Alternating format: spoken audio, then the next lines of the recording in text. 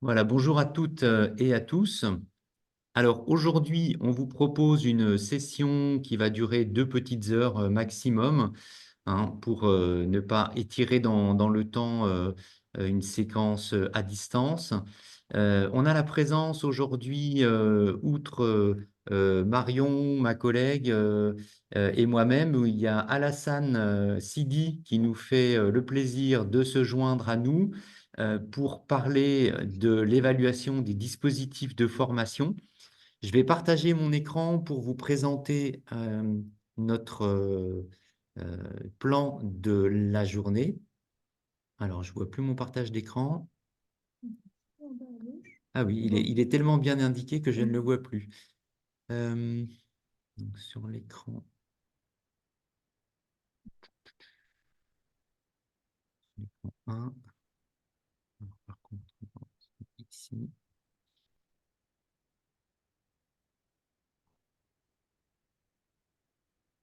hop.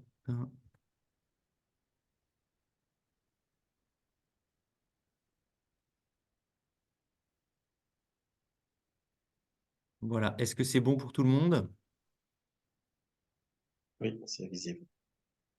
Oui, Alors, nous, on va agrandir un peu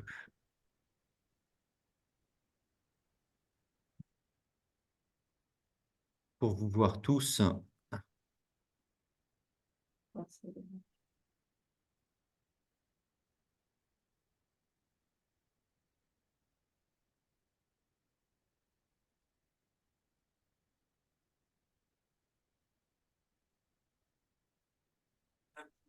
Vous êtes sur la page évaluation d'un dispositif de formation, on est d'accord?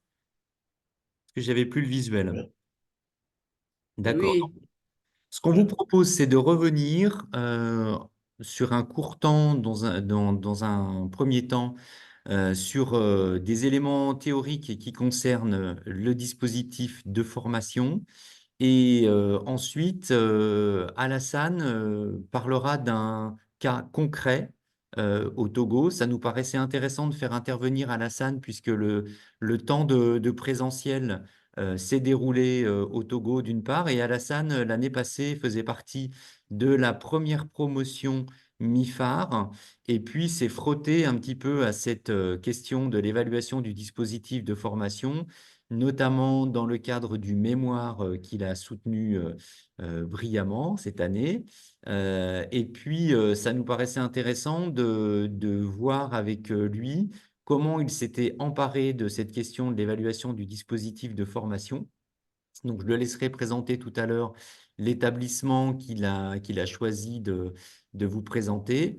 Et peut-être, Marion, si tu veux expliquer aussi pourquoi on part sur ce cas en particulier et cet exercice aujourd'hui. Donc, on a souhaité faire cet exercice aujourd'hui sur la base d'un cas pratique qui sera présenté donc par Alassane, parce que par la suite, vous aurez également cet exercice à réaliser pour le devoir final qui concerne notre module de formation relative à l'évaluation des dispositifs de formation. Donc, c'est important aujourd'hui que vous puissiez poser aussi toutes vos questions et éventuellement que vous soyez déjà dans une démarche de projection parce que ce qu'on verra aujourd'hui et la manière dont Alassane va présenter les choses, vous aurez à le reconduire et à le refaire à partir d'un dispositif de formation dont vous avez connaissance par la suite. Mais on reviendra en fin de visio sur les attendus plus précis et ce sur quoi, a priori, vous serez évalué à la fin de notre module de formation. Voilà, on salue Marie-Céline qui vient de nous rejoindre. Donc, je rappelle que cette session est enregistrée, donc vous pourrez retrouver les éléments qu'on est en train de vous partager. Alors, pour revenir sur les points théoriques qui sont présents aujourd'hui, qu'on va vous présenter, donc revenir sur ce qu'est un dispositif. Donc, ce que je suis en train et ce qu'on va vous proposer là dans les minutes qui viennent, quelque part, c'est une synthèse des différents documents qui vous ont été transmis depuis l'ouverture de la session au mois de novembre. Et on essaye de faire une synthèse à partir de ces différents documents, de retenir ensemble l'essentiel et ensuite de tirer le fil de ces différentes thématiques à travers l'exemple que va nous présenter Alassane, donc dans le cas d'un établissement du Togo. Alors, le dispositif, vous voyez la petite fenêtre qui s'affiche actuellement? Vous pouvez lever les pouces. Oui. Hein, voilà, n'hésitez pas à nous indiquer hein, quand vous avez un souci pour suivre. Donc, le dispositif de formation, si on essaie de reprendre une définition qui fait la synthèse, ça regroupe, c'est un ensemble d'éléments articulés qui visent la production de connaissances non seulement individuelles, mais également collectives. Voilà, donc dans ce cadre-là, il peut y avoir des méthodes, des outils, des procédures, mais aussi des principes d'action. Et puis, on va voir dans un deuxième temps la construction d'un tel dispositif. Et là, ce sera intéressant tout à l'heure de voir dans le cas de l'établissement du Togo qui est le SIDAP, comment se construit un tel dispositif et notamment quels sont les paramètres qui ont été pris en compte, quelles démarches méthodologiques, quelles cibles ont été envisagées, quels outils spécifiques ont été mobilisés pour la construction de ce dispositif. Voilà, donc la suite, je te laisse peut-être Oui. prendre la main sur la construction, justement. Donc maintenant, on va aborder la question de la construction du dispositif de formation qui, lui, doit prendre en compte et doit faire intervenir différents paramètres, comme par exemple le contexte de travail dans lequel il s'inscrit, les publics visés, les objectifs, éventuellement les référentiels métiers que vous pourriez avoir, les ressources, les techniques, les moyens, les outils nécessaires, etc., etc. Donc, il faut vraiment faire l'état des lieux de l'ensemble des ressources dont vous disposez pour la construction du dispositif. Alors, on verra tout à l'heure également dans le cadre de la présentation d'Alassane comment tout ça, ça se décline et si il y a d'autres paramètres éventuellement qui peuvent être mobilisés et qu'on n'aurait pas décrit ici. L'idée de tout ce qu'on vous présente maintenant, c'est un cadre général et on va voir au travers de l'exemple qui va être présenté que on va pouvoir un peu tordre ce cadre en fonction des réalités locales. Alors justement, si on va dans le cadre de l'évaluation, euh, quand on se place dans une dynamique d'évaluation du dispositif de formation, ça peut se faire en lien avec l'évaluation des différents objets qui constituent le dispositif. Alors là, ça peut être l'atteinte des objectifs de formation. Donc, je pense que tout à l'heure, ce sera un des points qu'Alassane va décliner.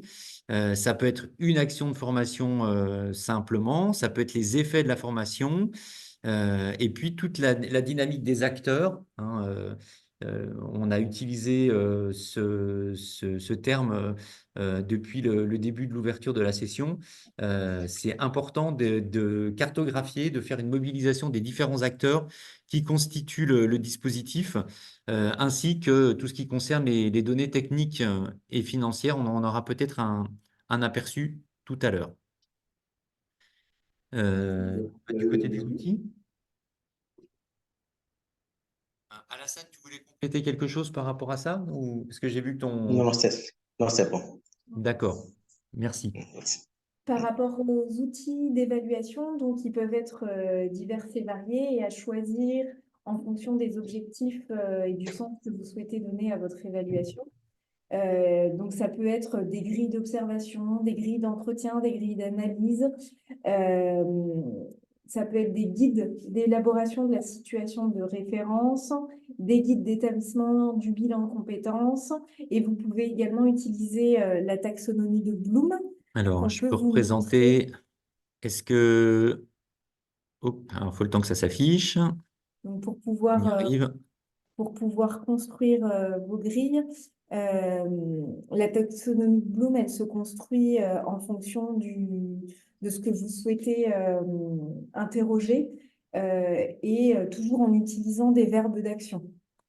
Est-ce que tout le monde la voit, cette taxonomie de Bloom là, qui s'est affichée? C'est un outil qui est mobilisé en pédagogie. Mais on peut également le transférer comme un outil d'évaluation d'un dispositif également. Donc là, vous voyez alors, il faut faire attention parce que là, dans l'exemple que je vous ai donné, par exemple, vous avez l'étape, la base là, qui est en anglais, la Remember, qui correspond au niveau 1 de la grille qui est à gauche, hein. Et donc, plus on va monter dans la grille, plus on va faire appel à des verbes d'action qui mobilisent un haut niveau cognitif. Donc, si on pointe, je ne sais pas, par exemple, dans le cadre du SIDAP, si on choisit dans la base des éléments de la base qui sont dans la ligne 1, énumérer, nommer, identifier, indiquer, définir, reconnaître, rappeler, ça va être quelque chose qui fait appel à une tâche de ce qu'on appelle bas niveau cognitif. C'est pas du tout péjoratif, hein. C'est juste que voilà, on a besoin peut-être d'identifier certaines choses avant d'aller plus loin, d'aller sur le point numéro 2, hein. Donc là, qui serait comprendre, la base numéro 2 qui est ici en blanc, en anglais understand, comprendre.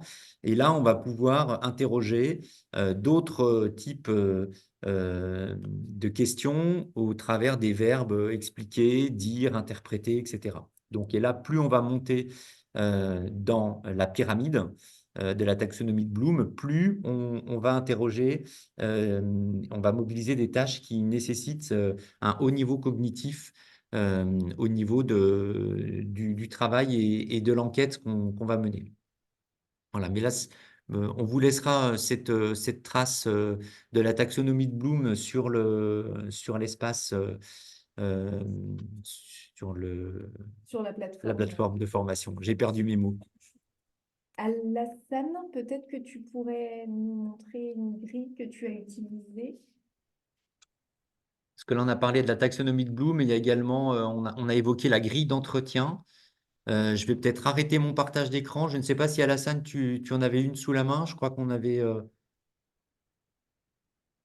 Oui. Alors, j'arrête le partage. Par contre, je ne sais pas si tu as les droits. Je vais peut-être te les donner si ce n'est pas le cas. C'est là que tu as la possibilité de partager ton écran. Oui, c'est bon. C'est bon. C'est bon, le partage d'écran est effectif, d'accord.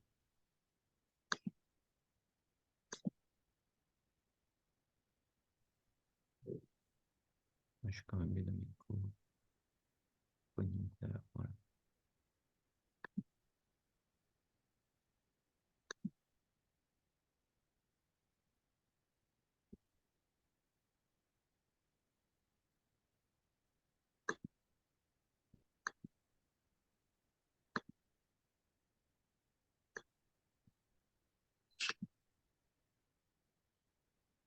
OK, donc là, Voilà, on voit bien la collecte des données. OK.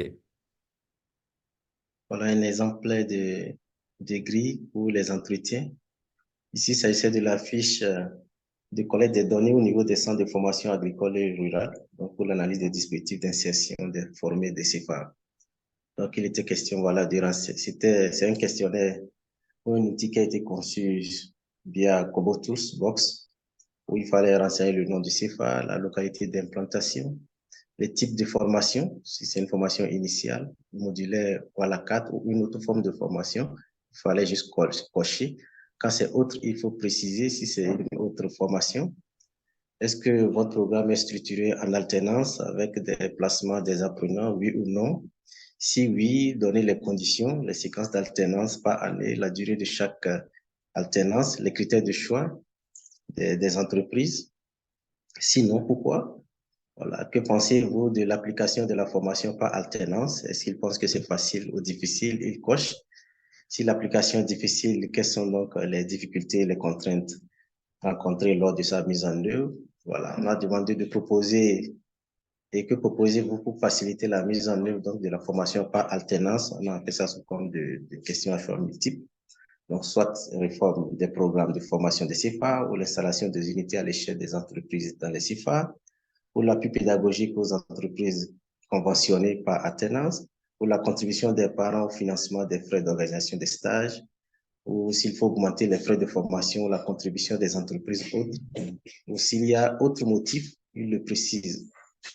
L'analyse donc des relations entre les CFA et les entreprises. Et après, voilà, votre CFA collabore-t-il avec des entreprises agricoles? Voilà, c'est à répondre par oui ou non. Si c'est non, il faut justifier. Si c'est oui, combien d'entreprises? Voilà, donner quelques exemples d'entreprises. L'objectif, c'est après tout d'aller au niveau de ces entreprises pour faire le même travail, poser des questions aussi, faire des entretiens et les difficultés qu'ils rencontrent dans la collaboration avec les entreprises. Est-ce que les entreprises acceptent facilement recruter les apprenants, oui ou non? Voilà, ils commentent leur choix.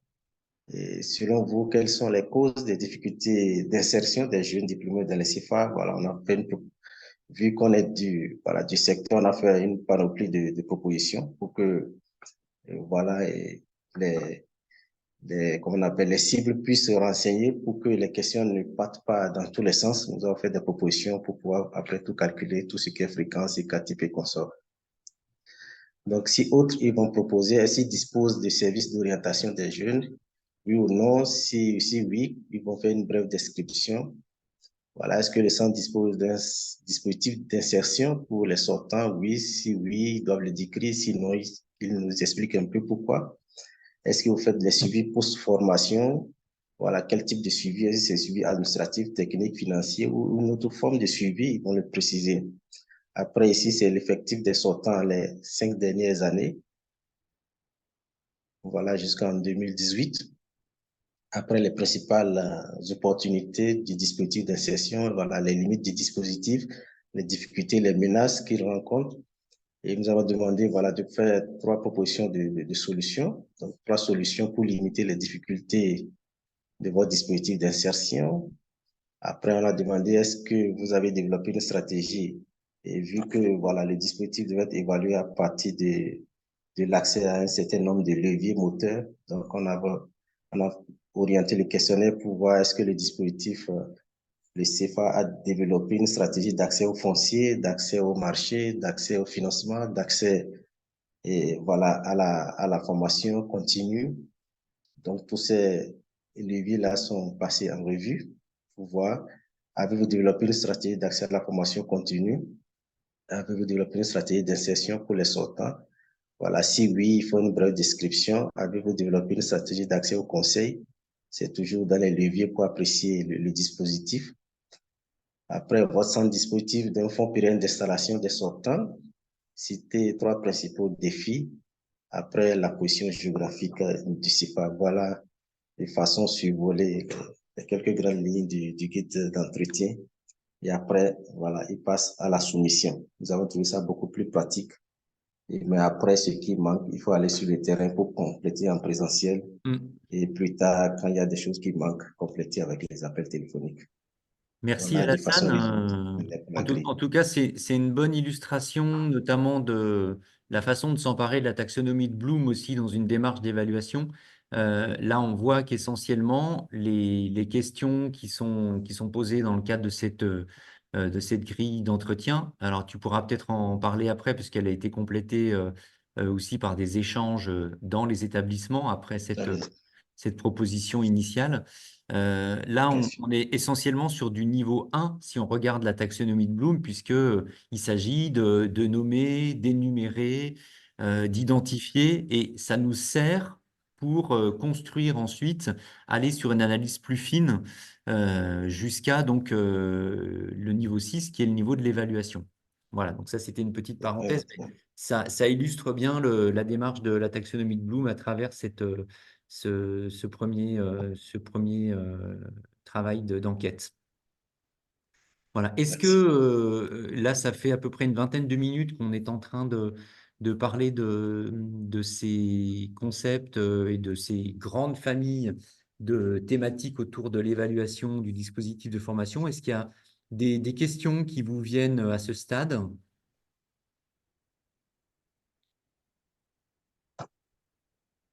pas pour l'instant. Si c'est le cas, n'hésitez pas au fil de l'eau à les indiquer dans le chat éventuellement, hein, qu'on pourra les reprendre le moment venu pour échanger avec Alassane, notamment dans le cadre de sa présentation. On va reprendre le fil de notre... Alors, il faut que je repartage. Par contre, moi, j'ai mon écran. Voilà, ça y est, il est revenu. Partager l'écran.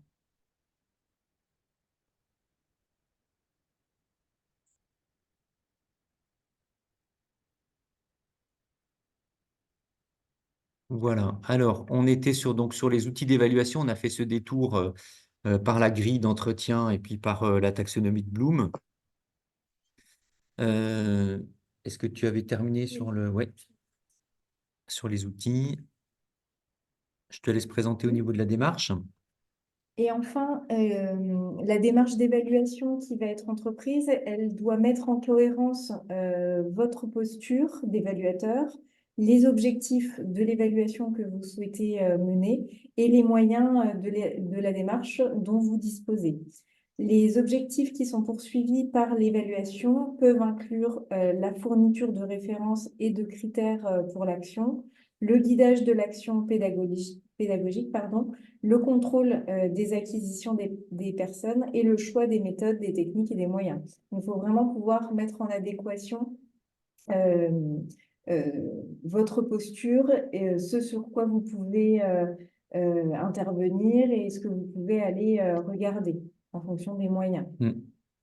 Par exemple, dans le cadre du mémoire, peut-être, Alassane, je peux témoigner de ce qui s'est passé l'année dernière par rapport au début du travail sur le mémoire. Alassane avait l'ambition de visiter un très, très grand nombre de centres. Et voilà, quelque part, à un moment donné, il faut être aussi en cohérence avec les moyens humains dont on dispose et le temps. C'est aussi ce que vient de traduire Marion dans ce qu'elle a décrit autour de la démarche d'évaluation et de la posture de l'évaluateur lui-même. Donc, ne pas hésiter aussi à faire des liens avec ce qui vous est présenté notamment dans l'EC sur la réflexivité. Voilà, réfléchir à soi-même à l'action d'évaluation qu'on est en train de formuler pour qu'elle soit efficace, être au fait des moyens dont on dispose et du temps et de l'ambition qu'on s'est fixé, de savoir si tout ça, ça rentre en cohérence et en résonance. Voilà, alors on va aller faire maintenant un tour du côté du SIDAP. Alors là, j'ai présenté certaines. Il y a une petite galerie de photos là qui plante un petit peu le décor, mais je vais laisser la parole à, à Alassane pour présenter ce centre plus en amont. On a hésité à vous proposer l'étude soit de ce centre qui est un établissement privé, soit un établissement qui ressort du public. Et il nous apparaissait un peu plus pertinent de partir sur le SIDAP parce qu'il se prêtait davantage à l'exercice sur l'évaluation du dispositif de formation. Donc, pour rappel, pour les étudiants qui nous ont rejoints depuis le début de la visio, on se sert de ce support qui est le SIDAP pour voir comment, avec la trame qu'on vous a proposée sur les différentes thématiques qui concernent l'évaluation du dispositif de formation, comment maintenant, concrètement, au travers d'un cas comme celui du SIDAP, eh ben, on peut aller vers un exercice qui vise à évaluer un dispositif. Donc, Alassane, là, sur le temps de présentation, donc là, ce que je suis en train de vous présenter avec Marion, là, on va vous le mettre en ligne sur la plateforme et vous voyez que vous avez à tout moment, en haut à droite, vous pouvez cliquer sur le petit doigt pour voir quels sont les éléments interactifs. Donc là, ici, notamment, vous pourrez retrouver euh, un fichier PDF qui vous décrit concrètement les caractéristiques de ce centre. Et puis, il y a également, je crois, à un autre endroit, une présentation ici, tout en bas à gauche, où vous avez encore d'autres informations précises concernant le SIDAP que va nous présenter maintenant Alassane. Donc, pendant cette présentation, je vous encourage vraiment à poser des questions. Si on ne peut pas y répondre immédiatement, posez-les dans le chat ou bien levez la main. N'hésitez pas. Je pense que Alassane sera tout à fait d'accord pour interrompre sa présentation et ce sera d'autant plus vivant, même si voilà, on est à distance, on essaye de maintenir un certain lien. Donc, n'hésitez pas à l'interrompre et puis à ce qu'il y ait des échanges qui se nouent à ce moment-là. Je vais revenir sur la trame. Est-ce que tu as besoin de partager quelque chose, Alassane, ou bien est-ce qu'on part juste de cette trame Oui, je peux partager juste 2 pages. D'accord. Juste, voilà, je vous remontre juste rapidement quel fil va être tiré dans la présentation. Ça reprend exactement ce qu'on a vu au départ, depuis le départ. Donc, interroger le dispositif, sa construction, comment on va vers l'évaluation, quels outils sont mobilisés, quelle est la posture et la démarche de l'évaluateur. Voilà. Alassane, je te laisse partager ton écran. D'accord. J'arrête le mien. Hop.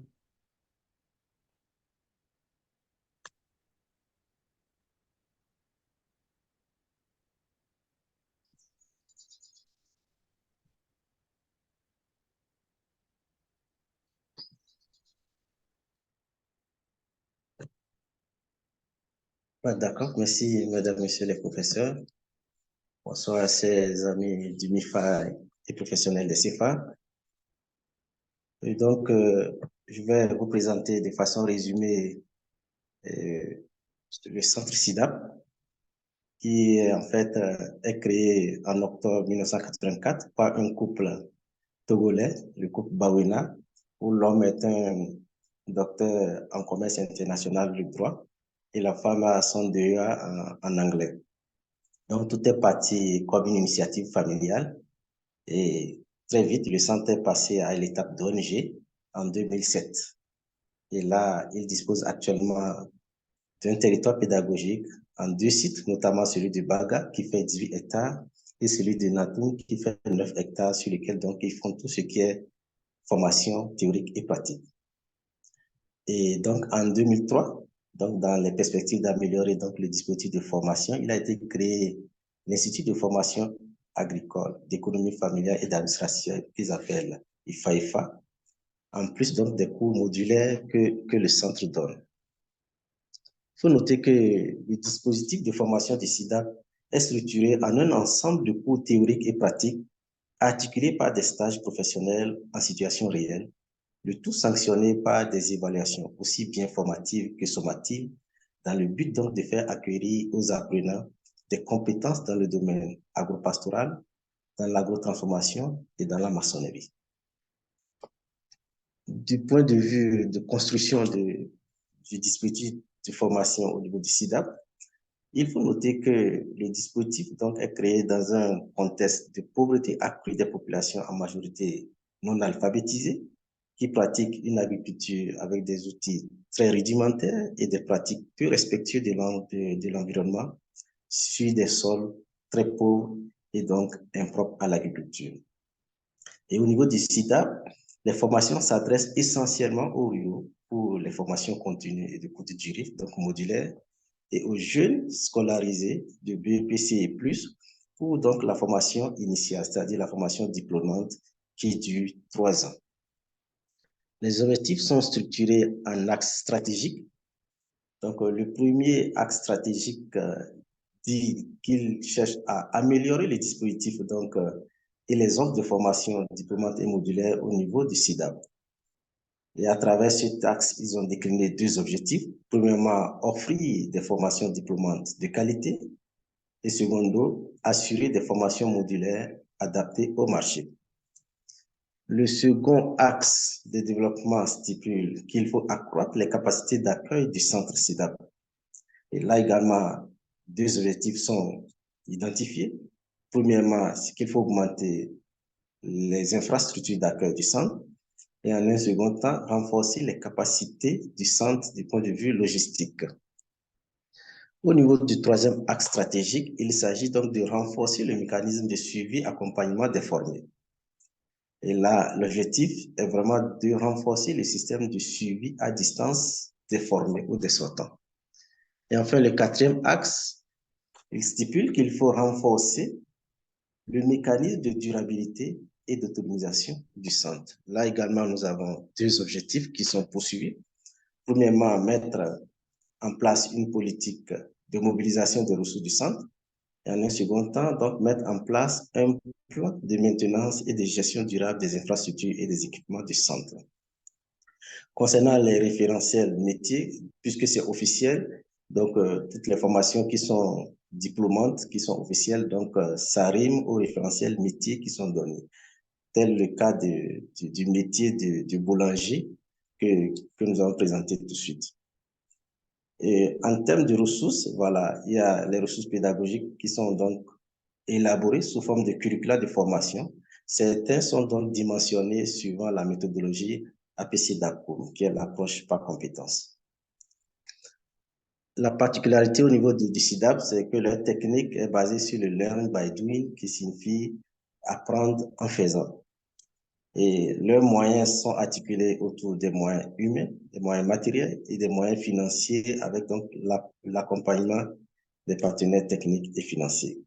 En termes d'outils, ils utilisent les fiches pédagogiques et des tableaux d'application pédagogique qui sont donc des champs pratiques sur le site là-bas pour que vraiment les apprenants, une fois sortis de la salle, qu'ils puissent vraiment toucher du doigt ce qu'ils ont appris. Et en termes de compétences, ils ont une équipe composée voilà, d'ingénieurs agronomes, de sociologues, de techniciens agricoles, de techniciens supérieurs en agriculture. Et par rapport donc au suivi, il y a des évaluations périodiques donc des dispositifs qui sont prévus. Parlant d'évaluation donc du dispositif, ces évaluations peuvent se faire en mirant les trucs par l'atteinte donc des objectifs, tels que le nombre de curricula actualisés par exemple, ou le nombre d'encadreurs recrutés ou nommés. Et l'un des critères peut être également d'évaluation peut être également le nombre de formations réalisées. Il faut vraiment les lier avec les objectifs qui sont énumérés plus haut. Donc, les documents ou les supports ou les méthodes ou le système de formation et d'évaluation. Donc, le centre de ressourcement construit, c'était un objectif. D'accord. Un peu l'effectif par niveau et par filière du nombre de nouveaux enseignants permanents qualifiés, le nombre de nouvelles filières ouvertes, les modules de formation actualisés, le nombre de formations réalisées, le matériel didactique acquis. Tout ça peut servir de critères pour évaluer les dispositifs de formation. Le nombre donc de nouvelles salles de classe construites, le nombre de nouveaux dortoirs pour les apprenants et les formateurs construits, les réfectoires de 100 places construits, et le bloc de pharmacie vétérinaire construit. On peut également faire l'évaluation en se basant sur les effets ou les impacts de la formation, tels que le taux de réussite aux examens ou le taux d'emploi des formés, ou voilà, ou nommer voilà, les emplois nets créés. On peut aussi se baser sur le niveau de satisfaction des formés ou le nombre d'entreprises créées par les formés. Il y a également le nombre de diplômés ou le nombre de diplômés installés qui est donc un critère pour évaluer le dispositif de formation. Et enfin, on peut se baser également sur les ressources financières du centre. La liste n'est pas exhaustive, donc ce sont quelques exemples pour un peu voir les critères sur lesquels on peut se baser pour voilà, évaluer un dispositif. En termes d'outils, on peut utiliser voilà, les grilles d'analyse, les grilles d'observation, les guides d'entretien. On peut faire les enquêtes et études de référence pour voir voilà, les valeurs de référence au départ et ensuite les valeurs cibles qui sont donc les objectifs qui sont visés. Voilà, on a déjà présenté un exemple de grille en termes d'outils. Et enfin, au niveau de la dimension d'image, je pense qu'il faut adopter deux postures, une posture compréhensive et une posture réflexive. Et pour ne pas, vu qu'on est professionnels donc, dans le domaine, tout de suite, on peut juger les points de vue ou les données ou voilà, les déclarations des gens, alors que l'objectif n'est vraiment pas de s'immiscer dans leurs réponses, mais plutôt voilà, de se déconnecter de ce que l'on sait du sujet et d'écouter beaucoup plus afin de mieux comprendre. Et lors de nos enquêtes, on a failli glisser un peu à ce niveau parce que chacun, quand il prend son sujet, a déjà une idée de ce qu'il attend entendre.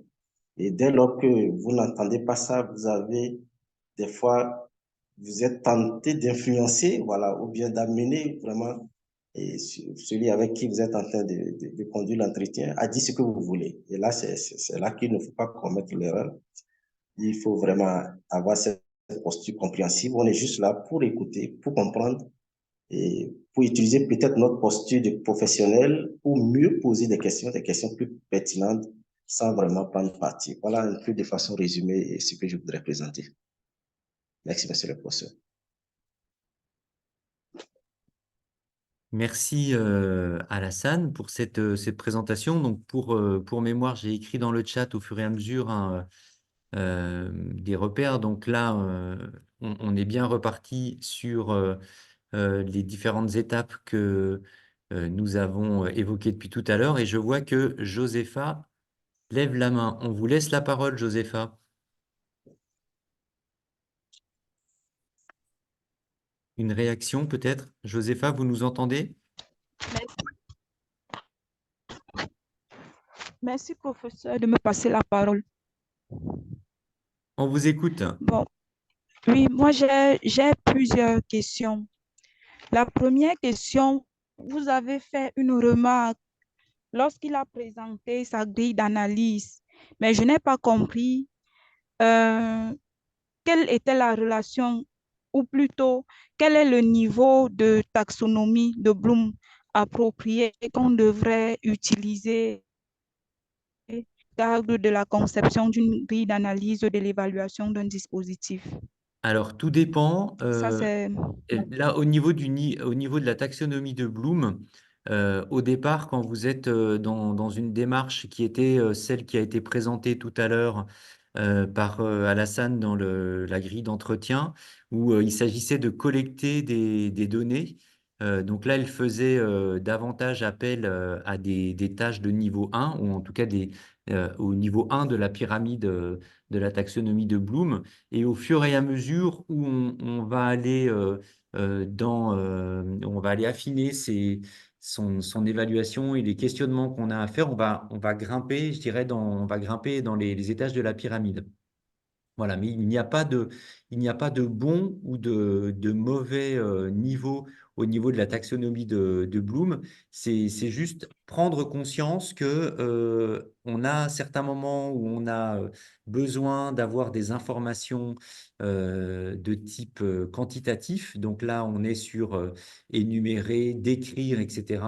Donc là, on est sur le niveau 1. Et quand on va aller plus vers du qualitatif, où on fait appel à de l'analyse, à un niveau d'analyse supérieur, eh bien, on va grimper, je dirais, les différents étages de la taxonomie. Donc, c'est vraiment orienté et tourné. Merci, professeur. Ma deuxième question, lorsqu'il a présenté la démarche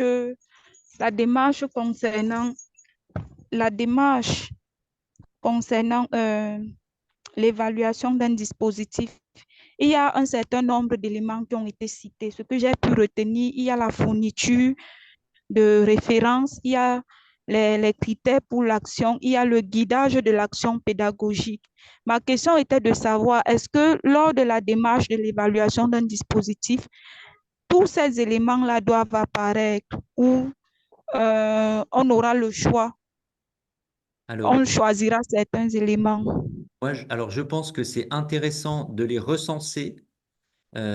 Ensuite, alors, je me permets d'admettre Wilfried pendant... Ensuite, et ça peut être intéressant de poser la question à Alassane également, parce qu'il a été confronté sur son mémoire à un éventail d'hypothèses au départ. Donc, c'est intéressant de recenser toutes ces hypothèses et d'en privilégier certaines ensuite au fur et à mesure où on a des résultats dans nos démarches d'enquête. Je ne sais pas, Alassane, comment tu peux répondre à cette question. Si tu as le même sentiment, là, on en a discuté pour ne rien vous cacher avec Alassane juste avant la visio, où je lui disais que dans les objectifs, il y avait 4 axes qui étaient proposés. L'axe de développement stratégique 1, 2, 3 et 4.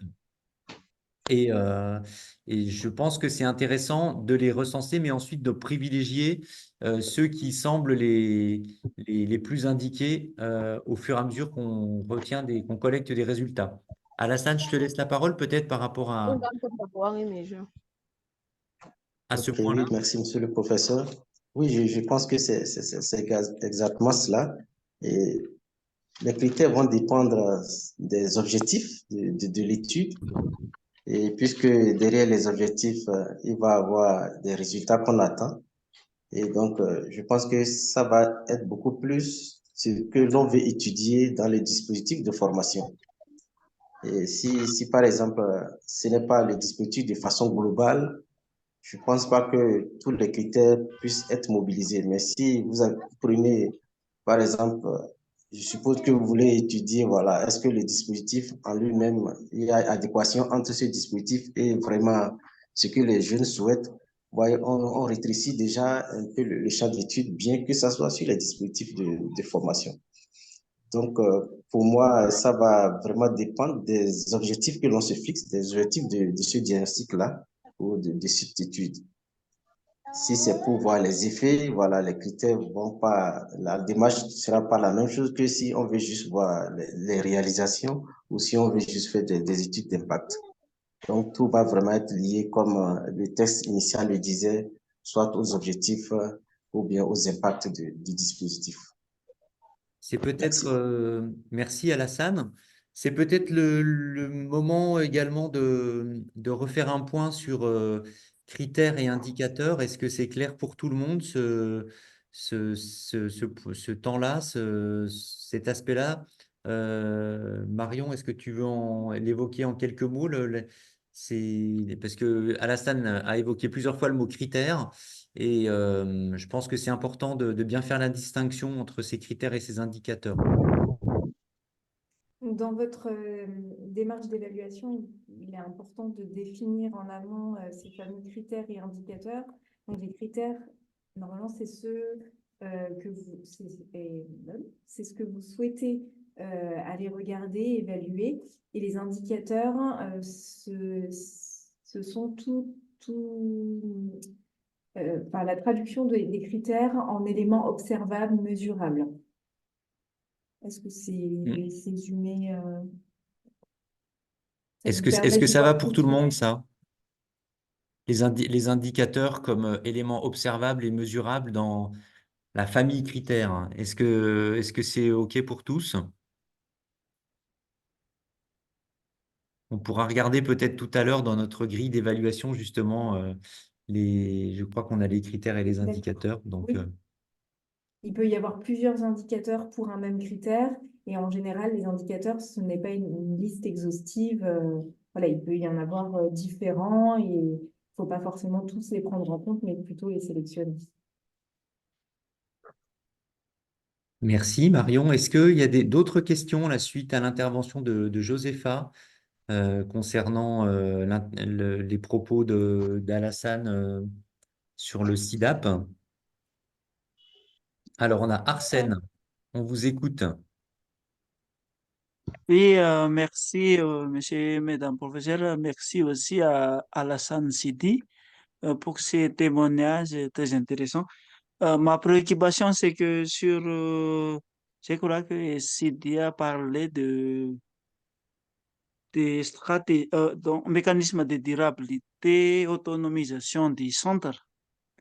Donc, c'est vraiment donc un aspect crucial est comment aborder ces volets autonomisation et durabilité, des mécanismes de durabilité. Si Sidi pourrait apporter plus d'explications, des explicitations, s'il vous plaît. Merci.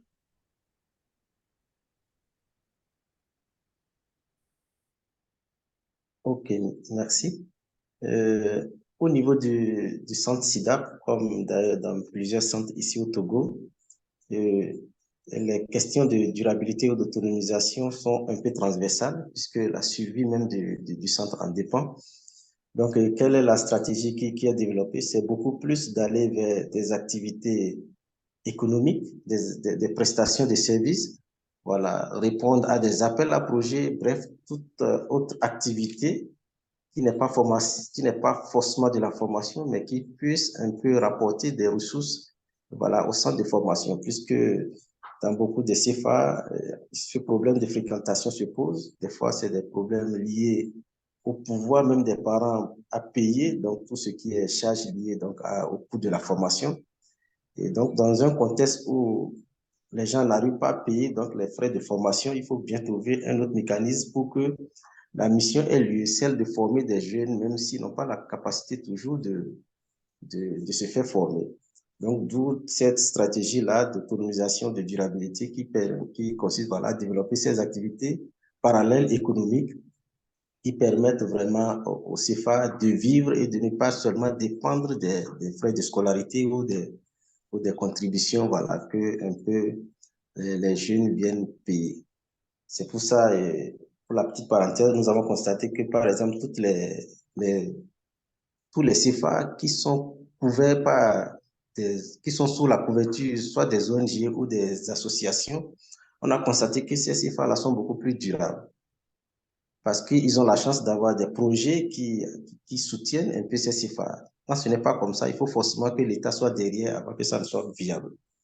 Voilà un peu quelques éléments que je peux fournir. Merci.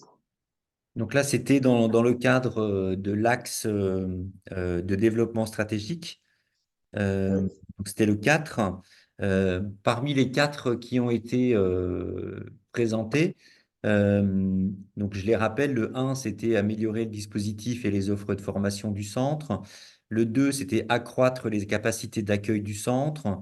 Le 3, c'est renforcer le mécanisme du suivi et accompagnement des formés. Le 4, on vient de l'évoquer, le renforcement du mécanisme de durabilité d'autonomisation. Est-ce que parmi ces 4-là, si on devait retenir, là, si on se prêtait à l'exercice de l'évaluation tel que ça va être proposé aux étudiants MIFAR cette année, est-ce qu'il y aurait des options à privilégier parmi ces 4 axes pour éviter d'avoir un panel trop grand euh, d'activités autour de l'évaluation, est-ce que il y aurait, Alassane, 2 maximum axes à retenir? Oui, je pense que le premier axe qui a trait à l'amélioration des offres de formation donc, du centre, je pense que c'est assez intéressant puisqu'on parle de formation et on est donc dans une approche dynamique. Donc, améliorer les dispositifs et les offres me paraît un peu intéressant. Donc, avec les objectifs tels que offrir des formations de bonne qualité et assurer vraiment des formations adaptées à la cible. Comme donc, les objectifs du premier axe me paraissent assez intéressants. Quand je prends le deuxième, accroître la capacité d'accueil, bon, le CIFA peut ne pas accueillir, à moins que le CIFA peut ne pas forcément avoir une grande envergure, mais le peu qu'ils ont vraiment, que ça soit très bien fait. Renforcer le mécanisme du suivi des formés me paraît aussi très important, puisque le peu qu'on a fait, si vraiment c'est pour former des chômeurs, je pense que c'est vraiment pas la peine. Et donc, mettre en place ce mécanisme de suivi, accompagnement des formés dans une optique d'insertion, je pense que c'est aussi très intéressant. Donc, si moi je dois me positionner, je prendrai l'axe numéro un et l'axe numéro 3. Bien vrai que les autres aussi sont intéressants, mais puisqu'on ne peut pas tout faire. Hmm. Voilà, donc là, c'est un exemple concret en fait de panel Ouais, qu'on peut ouvrir au départ suite à une enquête terrain et puis de privilégier petit à petit, ouais. quand on affine l'évaluation, de retenir deux hypothèses qui paraissent euh, plus adaptées au centre en question. Voilà. Est-ce qu'on a d'autres questions de la part des étudiants présents par rapport à cette présentation?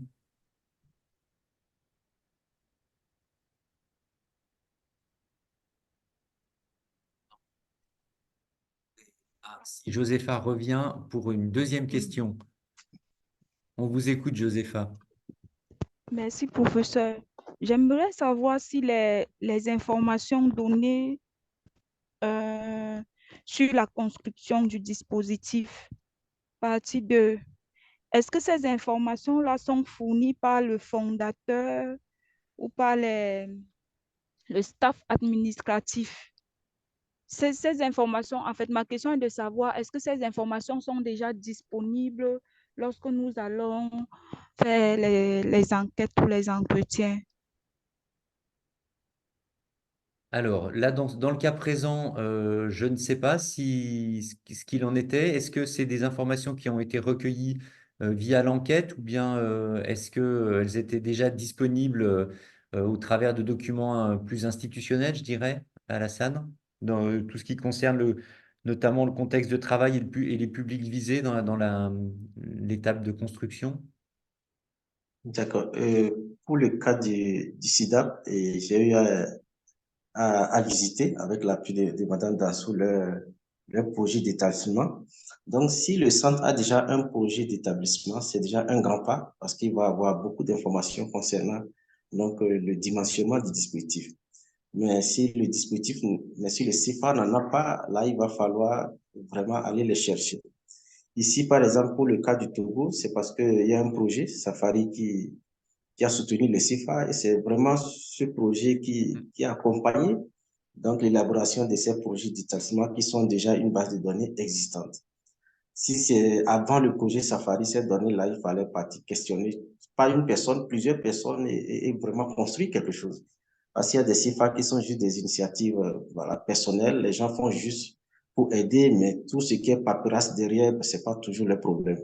C'est quand les projets viennent qu'ils nous aident généralement à structurer les choses et à avoir des documents de qualité. Donc, je ne sais pas la situation dans le pays où elle se trouve, mais je pense que dans tous les cas, il ne faut pas se limiter à une seule personne quand on veut récolter ces genres d'informations, parce qu'il faut prendre plusieurs personnes. Les responsables vont vous le dire sous un angle donné. Si vous prenez le financier, vous verrez qu'il vous donnera des informations voilà, sous un autre, puisqu'il y a toutes ces informations-là qui doivent se retrouver, aussi bien techniques que financières que matérielles. Donc, tous ces gens peuvent quand même permettre, voilà, d'avoir, à défaut de faire un focus group, il faut peut-être les rencontrer chacun s'ils étaient dispersés. Chez nous, c'est vraiment Safari qui a permis de faciliter ça. Ça fait que tous les CFA ont reçu la formation sur l'élaboration des plans, des projets du centre et ces données sont disponibles. Voilà, quelque chose. Merci. Merci pour votre réponse. Merci. Alors, est-ce que vous avez une autre question concernant cette présentation?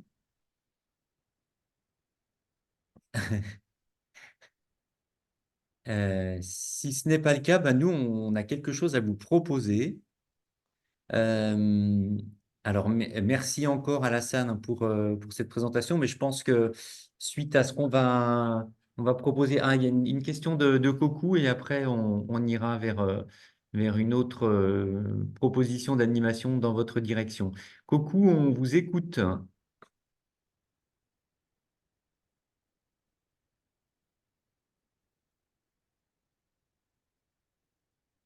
Son micro est fermé. Coucou, on ne vous entend pas en tout cas, le micro. Oui, son micro est fermé. Il va falloir activer le micro. Si toutefois ça ne fonctionne pas, vous pouvez C'est bon. utiliser le chat. C'est Ça y est, bon? Oui, c'est on vous bon, entend. ça fonctionne. D'accord.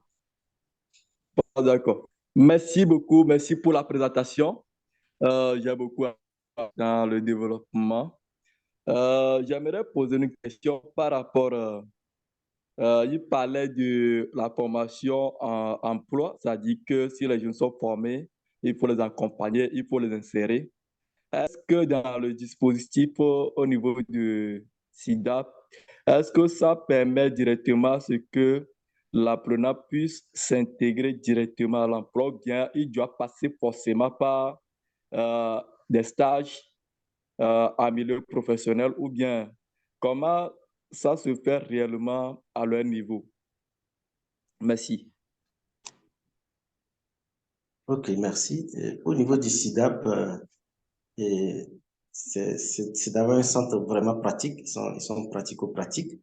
Et ils ont un dispositif d'insertion. Ça fait partie des dispositifs que nous avons essayé de voir de près. Donc, ils ont des partenaires qui les accompagnent avec des subventions en faveur donc, des formés, des étudiants qui ont terminé les études. Donc, ils essaient d'élaborer des plans d'affaires et voilà, le centre les accompagne à les installer. Donc, c'est ce que nous avons constaté à leur niveau. Mais les stages sont en fait, puisque maintenant c'est l'approche duale, donc la formation par alternance qui est de plus en plus voilà, conseillée.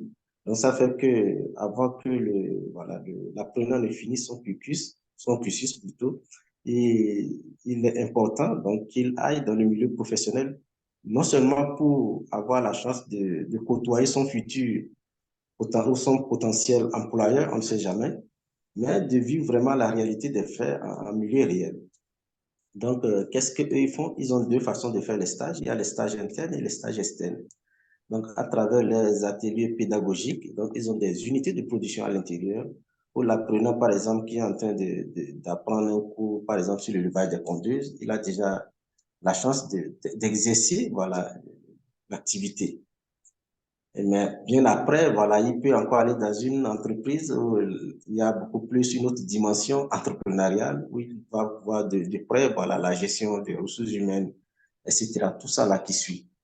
Donc, quand l'étudiant en fin de parcours finit tout ça, s'il a d'autres opportunités, puisqu'il y a beaucoup de mécanismes ici qui permettent vraiment d'accompagner l'insertion des jeunes. Donc, quand il arrive, il s'insère. Dans le cas contraire, il est pris en charge par le dispositif d'insertion du SIDAP. Mais SIDAP en fait une priorité parce qu'il pense que si le jeune est formé et qu'il n'est pas installé, voilà, au fil du temps, il sera démotivé et ça va agir déjà, ça fait un mauvais feedback vraiment pour le centre.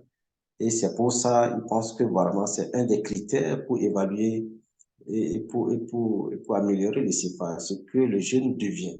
Si tout le temps on sait que voilà, tous ceux qui sont formés, il n'y a aucun success story qu'on voit, quelqu'un qui donne envie d'apprendre, c'est vrai que voilà, les nouveaux inscrits ne viendront pas. Voilà un peu la politique dans laquelle ils sont.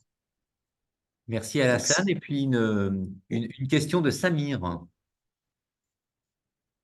Merci beaucoup. Merci au grand frère Sidi pour sa Merci. présentation. Nous sommes très contents de l'entendre et merci d'avoir facilité aussi ça. Et Merci. dans votre présentation tout à l'heure, j'ai cru comprendre que, en principe, M. Sidi devait enquêter tout un échantillon donné, c'est-à-dire toute une gamme de CIFAR, mais compte tenu de certaines contraintes, il a réduit, si j'ai bien compris. Bon, cela m'amène à poser la question de savoir quel a été alors son critère de choix de l'échantillon. Parce que pour moi, je pensais que c'est les CIFAR du pays. Tous les centres de formation ont été enquêtés dans le cadre de son étude. C'est ce à quoi je pensais. Ok, merci. Et actuellement, le Togo compte 69 CFA. Et pour chaque CFA, j'avais 7 fiches, 7 questionnaires. En fait, 7 guides plutôt d'entretien. Vous voyez, quand je fais 7 fois 69, alors que le temps de récolte, le temps qu'on nous avait donné pour le mémoire, c'était 2 mois. Donc, il fallait être objectif parce que amener cette fiche dans chacun des 69 centres n'était vraiment pas réaliste. Et ça, c'était mon ambition de départ. C'était vraiment de balayer tous les CFA. Et vu que c'est impossible, donc je me suis dit, bon, il faut alors essayer de faire une typologie des CFA. Et j'ai vu les CFA qui sont publics et les CFA qui sont privés. Ça fait déjà une première catégorisation et que j'ai eu à faire. Donc, d'abord, je suis passé, d'abord, le premier critère, c'était les CFA qui ont un dispositif d'insertion et ceux qui n'en ont pas. Après, je suis allé à un deuxième niveau, je veux voir quels sont les CFA publics et quels sont les CFA privés. Après, quels sont les CFA qui, voilà, 489, c'était en 2 mois, c'était alors qu'il fallait vraiment traiter les analyses, voilà, écrire tout ça et soutenir. Donc, c'est autant de critères que j'ai pris, tels que il fallait quand même que je vois des CFA qui n'ont pas de dispositif pour comprendre pourquoi ils n'avaient pas de dispositif et quelles sont les difficultés. Et maintenant, quand je prends les CFA qui ont des dispositifs, voilà, il y a deux grands groupes, voilà, ceux qui sont du domaine privé et ceux qui sont du domaine public. Ouais. Et donc, c'est ça qui m'a permis, à un moment donné, j'ai constaté que tous ceux qui étaient du public avaient pratiquement la même réalité parce que les ordres venaient depuis le ministère et c'était les mêmes réalités. Donc, c'était pas vraiment important d'étudier 20 CFA publics alors que vraiment, c'est les mêmes programmes, c'est les mêmes réalités presque. Même chose pour les CFA privés. Au niveau des CFA privés, il y avait des CFA privés qui sont purement des CFA qui font que la formation et des CFA qui se comportent un peu comme, voilà, qui sont sous la coupole des ONG ou des associations. À ce niveau aussi, je me suis dit, voilà, il faut prendre certains qui sont soutenus par les ONG ou les associations et d'autres qui sont purement que, et, qui font que la formation seulement. Et quand on regarde ceux qui ne font que la formation, les réalités sont un peu semblables. Donc, c'était pas aussi la peine de les prendre et toutes les mêmes choses aussi pour, voilà, les CFA qui sont un peu sous la coupole des ONG et constater que c'est aussi le même fonctionnement. Donc, c'est tout ça qui nous a permis de réduire l'échantillon et pour amener ça à 20 qui n'était pas aussi facile à faire. Et pour une analyse qualitative, par exemple, je pense que c'était même pas la quantité qui était importante, mais plutôt la profondeur des questionnements. Parce qu'après tout, c'est une base de données qui sera énorme et pour la traiter, ça pourrait être pas évident. Et Voilà un merci, peu. merci en tout cas, Samir, pour cette question, parce que moi, je me rappelle des échanges qu'on a eus au moment où il a fallu réduire l'échantillon, hein. J'ai mis dans le Oui, chat, voilà, ça représentait 483 fiches, hein, si on restait sur les oui, 69 CFAR. On peut aussi prendre en compte d'autres critères, hein. Alassane en a énuméré un certain nombre, autres que la séparation public-privé. Et en fonction aussi du contexte territorial, on peut aussi prendre en compte des critères oui, oui, géographiques. oui, oui, oui, oui, oui, oui, Euh, exactement, Là, exactement. ça s'y prêtait peut-être pas sur le territoire du Togo, mais ça peut être une question vraiment prédominante dans d'autres territoires, hein, cette dimension Oui, géographique bien sûr. à ne pas délaisser également. Voilà. Est-ce que Effectivement, on avait fait de telle sorte que, voilà, il y avait des échantillons dans toutes les 5 régions du Togo. ouais, ça a été aussi un l'éventail qui a été choisi. Effectivement, ouais. Est-ce qu'on a d'autres questions? Alors, si ce n'est pas le cas, on va vous proposer donc de vous répartir sur un court temps euh, en groupe. Donc, on va le faire de façon aléatoire. Donc, entre étudiants, et on va se retrouver 5 minutes après. Donc, ce qu'on vous propose déjà, c'est, je vais repartager l'écran. Et puis, Marion, si tu es d'accord de partager la grille. Alors, c'est la grille de l'année passée qu'on va vous soumettre, hein. Il y aura certains peut-être aménagements à ce sujet cette année. Alors déjà, dans un premier temps, je vais m'assurer que tout le monde voit quelque chose. Est-ce que vous voyez le document Word? Vous pouvez l'indiquer avec un petit pouce si c'est le cas. On a perdu tout le monde. Oui, c'est bon. C'est bon. On est On est là. ensemble. On est ensemble. Super. Merci. Donc, il s'agit du sujet d'évaluation qu'on avait proposé l'année dernière, où on demandait aux étudiants d'évaluer l'impact d'un dispositif qu'ils avaient pu déployer dans leur contexte professionnel. Et on avait proposé en grille d'évaluation, en tout cas pour la partie écrite,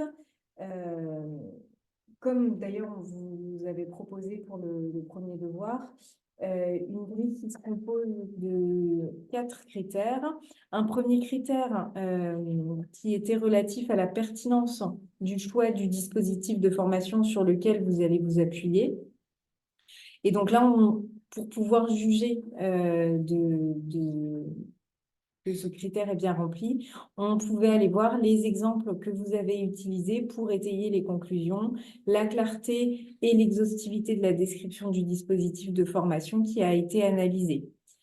Ensuite, on a un critère sur la pertinence de l'utilisation des concepts et des théories qui sont liées à l'ingénierie de formation. Donc ça, c'est un critère qui était aussi présent lors de la première évaluation, où là, on va aller regarder quel lien vous avez fait entre le dispositif que vous analysez et les ressources qu'on avait pu vous proposer. Donc pour ça, évidemment, il faut pouvoir citer les sources que vous utilisez. Un autre critère très important est relatif au niveau de réflexion critique que vous avez sur les limites et les avantages du dispositif de formation que vous avez souhaité analyser, tout en prenant en compte donc, le contexte professionnel. Et un dernier critère qui est plutôt relatif à la qualité globale de la rédaction et à la présentation que vous fournissez. Et donc là, on va aller regarder que votre description est suffisamment claire, la présentation, si elle est structurée ou pas au niveau des résultats. Voilà. Après, on a une autre grille. Et on a une deuxième grille puisque, alors on a un témoin puisque Alassane a vécu cet exercice l'année passée. En fait, cette évaluation, on l'a faite en 2 temps. Il y a donc le volet écrit que vient de vous décrire Marion, avec les critères et les indicateurs. Et puis, il y a un deuxième volet qui est un temps de présentation orale de ce même travail, mais qui s'est fait sous un autre angle, c'est-à-dire que on a pris toutes vos productions, on les a corrigées, on les a lues, et on vous a reposé des questions à la salle l'année dernière, hein, tout le groupe MIFAR, individuellement. On a demandé donc pour la présentation orale de mettre en avant certains éléments qui soit auraient manqué, soit qu'on aurait aimé voir précisés. Donc l'idée de la présentation orale, c'est de refaire, montrer à l'oral vos capacités à porter le document que vous avez construit à l'écrit et puis à l'interroger éventuellement sous un autre jour. De manière synthétique. De manière synthétique, puisque on avait donc, si je me souviens bien, c'est un exercice qui durait une vingtaine de minutes avec 10 minutes de présentation orale de votre part et puis 10 minutes ensuite de questions que soit Marion, soit moi, on vous posait puisqu'on avait partagé la promo MIFAR en 2 groupes. Voilà, une dizaine d'étudiants qui prenaient rendez-vous individuellement avec Marion et une dizaine qui prenaient rendez-vous individuellement avec moi. Voilà. Alors Wilfried veut poser une question et ensuite on vous mettra en groupe pour réfléchir à un point précis. Wilfried, on vous écoute. Oui, merci beaucoup, cher professeur. Je remercie également Monsieur Sidi. Je voudrais poser une question par rapport aux grilles d'évaluation, surtout la partie écrite. Lorsque vous parlez de l'utilisation avec l'ingénierie de formation, je n'ai pas bien compris ce critère. Alors, la grille où la pertinence de l'utilisation des concepts et des théories liées à l'ingénierie de formation. eh bien, par exemple, c'est votre capacité, par exemple, à mobiliser des connaissances théoriques. Là, tout à l'heure, aujourd'hui, dans cette visio, on a, par exemple, parlé tout à l'heure de la taxonomie de Bloom. Donc ça, c'est une façon de mobiliser un concept lié à l'ingénierie de formation, puisque c'est un concept théorique qui est mobilisé dans une dynamique d'évaluation d'un dispositif d'évaluation, donc de formation, pardon.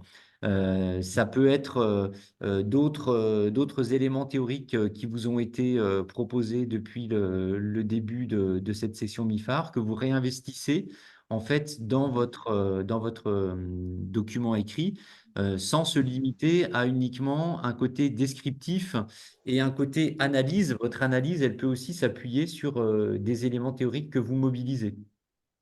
C'est dans ce sens-là qu'on l'entend. D'accord. Merci. Voilà. Alors, on va vous proposer donc maintenant de vous mettre en petits groupes pendant vraiment 5 minutes.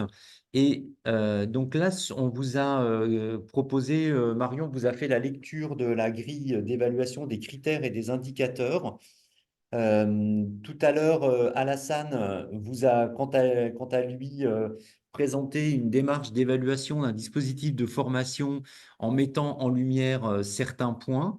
Et puis, ben, on aimerait que vous preniez 5 minutes en échangeant peut-être en petits groupes parce que c'est plus stimulant. Et puis au bout d'une heure de visio, plus d'une heure de visio, en général, ça permet aussi de se redynamiser un peu. Donc par rapport à ce qu'on vient de vous proposer, essayez d'imaginer par rapport au dispositif de formation qui vous est propre, quelles sont les questions qui vous viennent pour aller vers cet exercice qu'on vous propose? C'est-à-dire, est-ce qu'il y a des choses qui, quand vous imaginez que vous êtes en train de rassembler vos forces pour aller rédiger ce travail, qu'est-ce qui vous poserait question ou au contraire, qu'est-ce qui vous facilite, qu'est-ce qui vous paraît facilitant, enfin tout ce qui vous vient en termes d'interrogation ou de remarques concernant donc cette grille, ce qu'on vous propose, le travail qu'on vous propose de faire et voir comment vous envisagez ça possible avec un dispositif de formation que vous connaissez déjà, à la lumière aussi de ce qu'a proposé Alassane tout à l'heure. Est-ce que c'est clair pour vous? De toute façon, on va circuler, nous, avec Marion dans les différents groupes pour vous écouter et voir un petit peu quelles sont vos remarques. Voilà, donc cette démarche en 2 temps qu'on propose, une démarche écrite, une démarche orale, et puis les questions que ça soulève chez vous, les remarques que ça soulève chez vous, dans le cas du dispositif qui pourrait servir de support à ce travail. Voilà, je vais former les petits groupes, si j'arrive à rebouger ça. Hop. Je vais arrêter le partage peut-être, ça sera plus simple.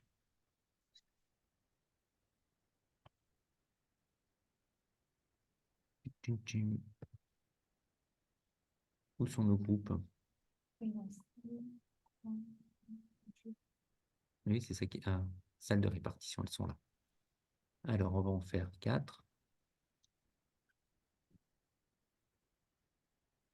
Et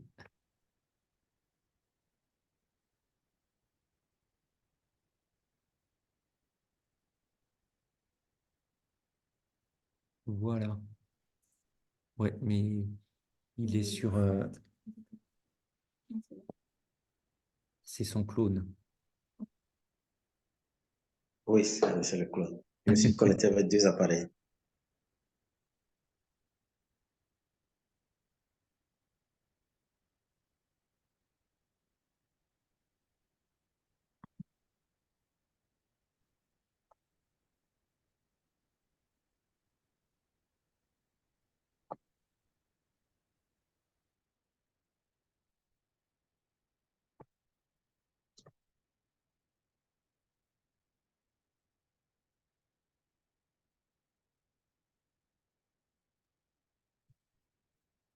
Alors, normalement, Wilfried, Sané et Arsène, vous avez une proposition pour cliquer rejoindre un groupe. Voilà. Arsène et Wilfried, je ne sais pas si vous nous entendez. Vous avez dû recevoir une petite notification pour rejoindre un groupe. Voilà, il ne reste plus que Wilfried.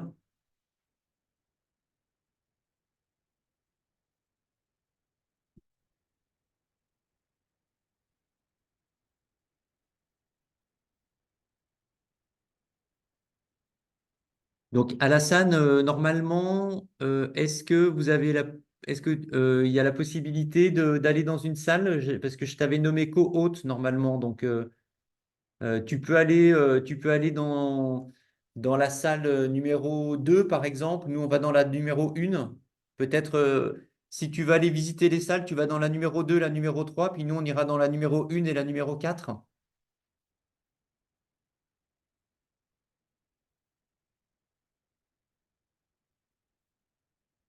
Je ne sais pas si tu peux y aller directement. Est-ce que c'est possible que tu y ailles tout seul? Tu as la possibilité d'y aller tout seul ou bien il faut qu'on t'y envoie? Le micro n'est pas activé. Je suis actuellement dans la salle 1.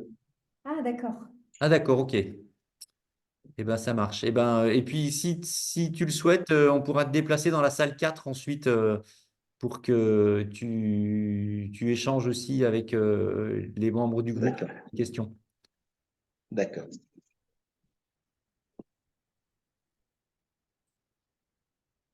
Alors, salle 1. Et j'ai dit salle 4. Ah oui, mais du coup, j'ai fait l'inverse. Bon, tant pis, on va aller faire un tour en salle 2.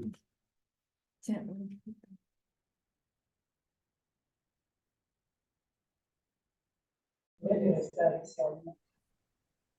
Moi, je travaille avec les organisations de producteurs, les OPA, comme on le dit ici.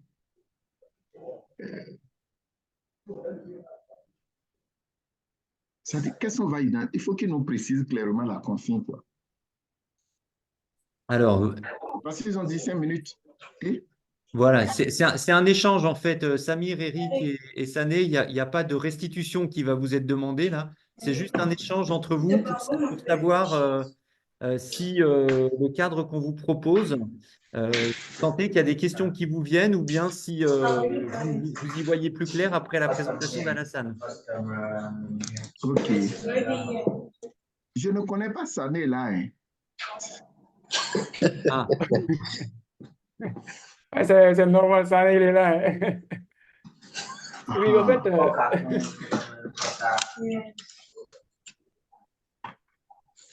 Alors, moi, Allô? Oui, allô. Oui, allô. C'est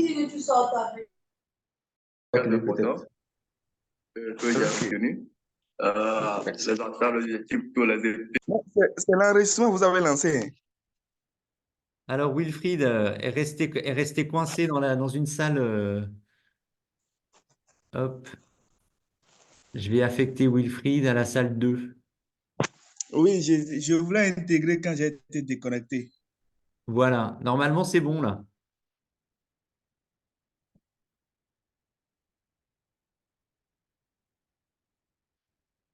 Nous, on va voir la salle 3.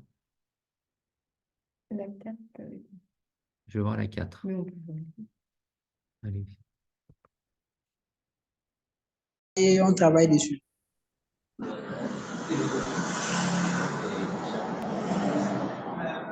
Au fait, chacun a sa réalité. Hein.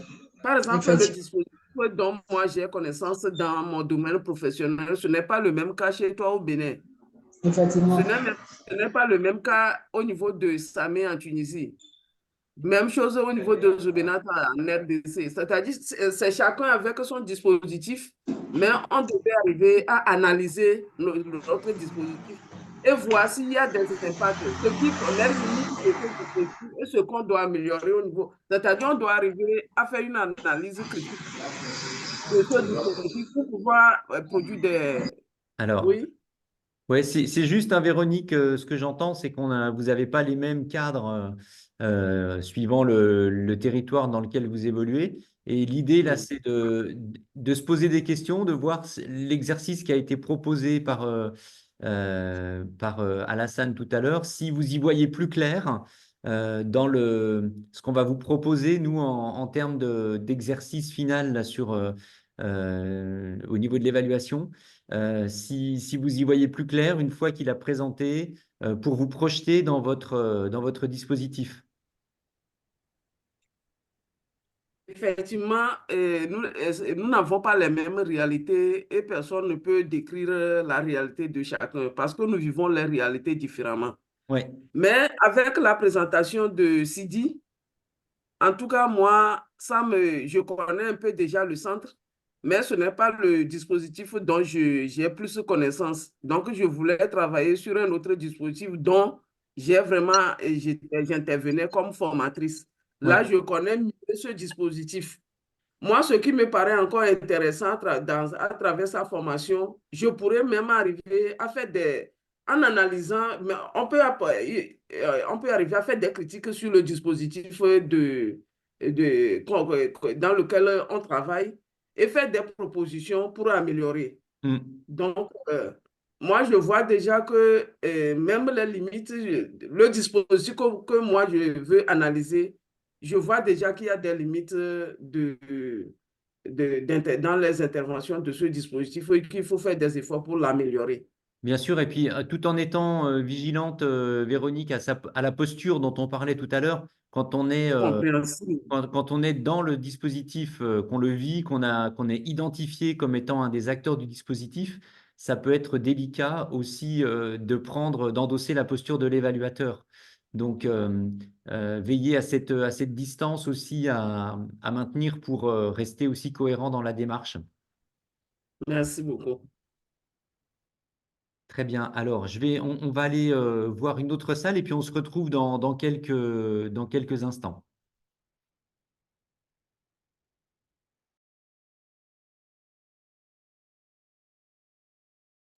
Alors, je vois que Wilfried, visiblement, quand il y a le passage dans les salles, ça n'a pas l'air de bien se passer. Effectivement, moi, je ne comprends pas. Quand j'essaie d'intégrer, ça se déconnecte. Ah, Je bon, n'ai pas compris. de toute façon, on va bientôt revenir dans la grande salle. Je vais juste faire un tour avec Marion dans la dernière salle et puis on va se retrouver. D'accord. À tout de suite. À tout de suite. Et salle 4, on n'est pas allé. Hein. Oui. Il y a la lecture du cours, pas les questions. On se pose pas. Je pense qu'il faudrait choisir un dispositif et essayer de déclasser sa pertinence. Oui.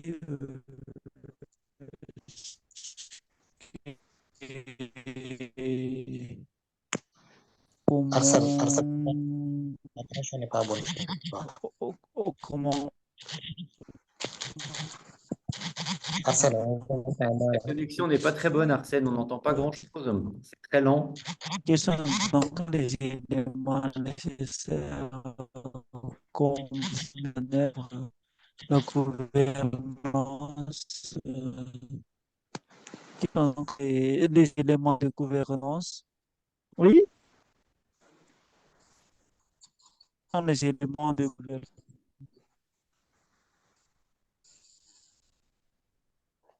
Alors, est-ce que vous avez pu échanger par rapport à... est-ce que vous arrivez à vous projeter un peu C'est un dans problème cet de exercice? Oui.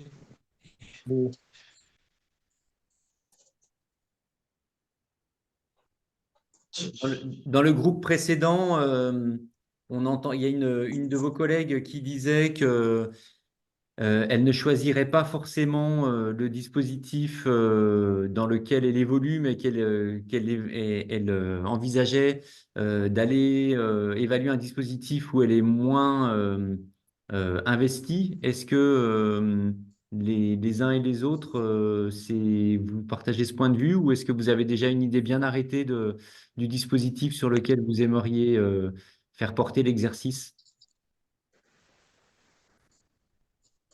Bon, en fait, moi, personnellement, je travaille sur le dispositif. Je compte évaluer le dispositif dans le dispositif où je suis. D'accord. Et voilà.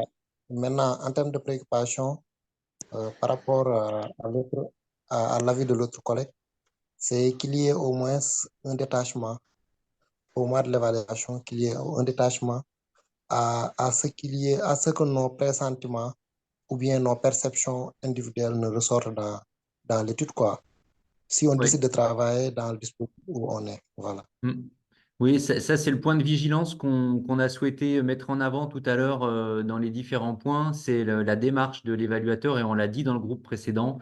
Effectivement, si vous êtes investi dans le dispositif, que vous le connaissez déjà, il faut essayer de changer de posture pour rentrer dans la posture de l'évaluateur et puis être identifié comme tel aussi de la part des autres acteurs. Donc, effectivement, ce point de vigilance que vous soulevez, il est tout à fait légitime. Hmm.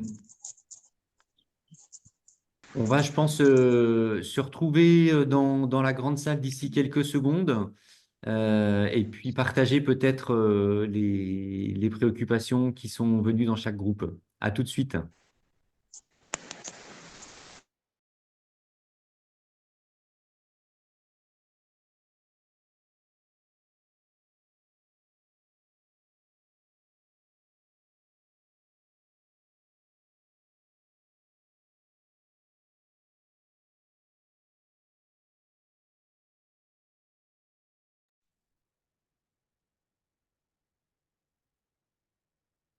Rebonjour à toutes et tous. On va se retrouver dans quelques instants. Là, les salles vont être fermées. Il faut que je clique là-dessus, peut-être c'est mieux. Et rebonjour à toutes et à tous. On va se retrouver dans quelques instants. Les salles vont être fermées.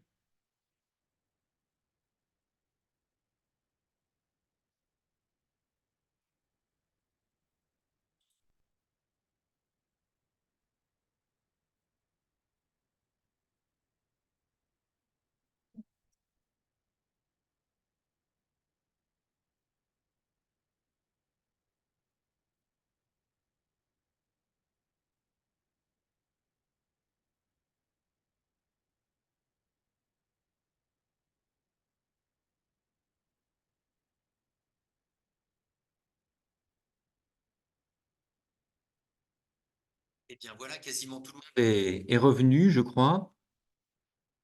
Je vais vérifier. Ah non, je n'ai pas cliqué sur le bon bouton au niveau des salles. Ah si, on a encore Véronique qui est coincée dans la salle 3 et Coco. Mais ils vont automatiquement arriver dans 5 secondes. Voilà. Hop. Merci en tout cas d'avoir pris ce temps par petits groupes. Alors, on est allé avec... Sidan revient. On est allé avec Marion dans 3 salles, je crois, pour écouter un petit peu ce qui se disait. Donc l'idée, c'est vraiment de voir comment, au travers de l'exemple qu'Alassane a proposé, vous pouviez vous projeter dans le cadre d'un dispositif que vous connaissez pour vous prêter à l'exercice de l'évaluation du dispositif de formation. On a entendu des choses intéressantes, je crois, dans le groupe de Véronique et puis ensuite dans celui de Sidan, justement, je crois. Euh, Notamment concernant la posture de l'évaluateur. C'était, alors je le redis pour le groupe qu'on vient de quitter là, mais c'était une préoccupation de notre part et c'est pour ça que dans le support qu'on vous a proposé tout à l'heure, on avait un point qui concernait la démarche de l'évaluateur qu'a présenté Marion, notamment pour mettre en avant le fait que quand on est évaluateur, eh bien, quand on connaît bien le dispositif, il va falloir changer de posture par rapport à sa posture habituelle. Je vais te laisser poursuivre parce que je n'ai plus du tout de batterie, donc Oui. là, ouais, ça va être coupé. Ah, alors, je voulais juste voir. Ah, mais faut que je me connecte. Il y a une question, je peux? Continuer de parler. Oui. Je regarde qu'il y a une question qui est apparue dans le chat. Quelle différence nuance entre réaliser un diagnostic et une évaluation d'un centre ou d'un dispositif de formation? Alors, la nuance qui me vient, c'est que réaliser un diagnostic, on va s'appuyer sur un constat, sur un recueil de données. pour faire un état des lieux et une photo à un instant T et l'évaluation d'un centre ou d'un dispositif de formation. On va aller plus loin pour pouvoir améliorer, faire des préconisations et pouvoir donner un sens plus concret. Eh ben, je l'aurais dit pareil, le mot préconisation me venait. C'est vrai que dans le cadre notamment du travail d'Alassane sur les céphares au Togo, si on revient sur cet état-là, les enquêtes servent à réaliser le diagnostic.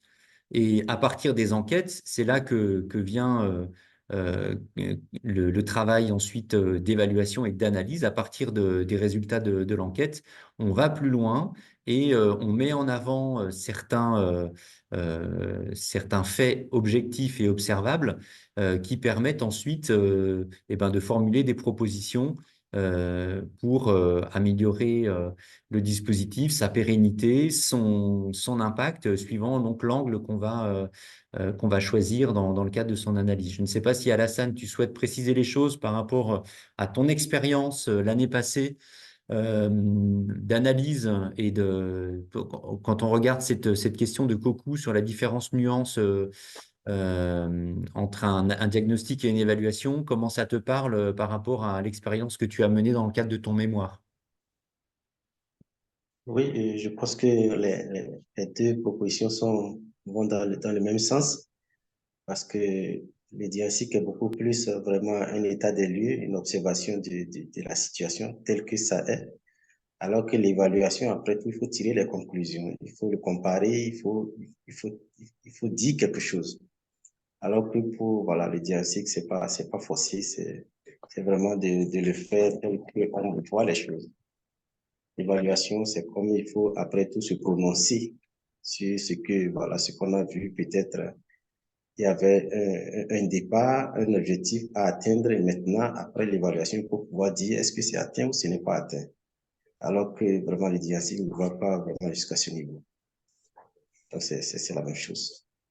Et donc, Aussi Coco pour les formalise dans le chat en disant, donc le diagnostic est une étape de l'évaluation et on est d'accord avec ce qu'il dit. Et Véronique a levé la main.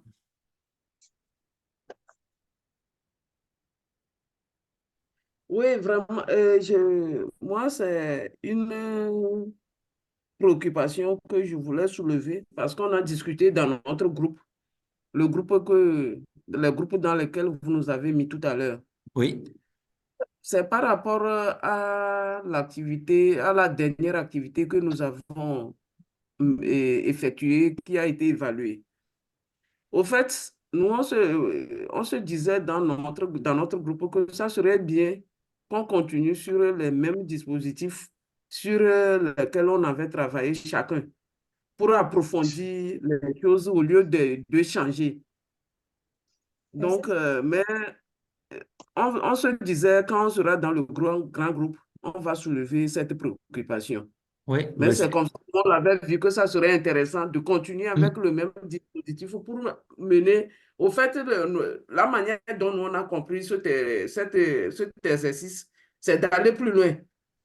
Bah, tout à fait, puis c'est vraiment votre choix et ça doit être aussi professionnalisant, c'est-à-dire que l'idée, c'est pas de faire un exercice pour un exercice, mais que ça ait du sens.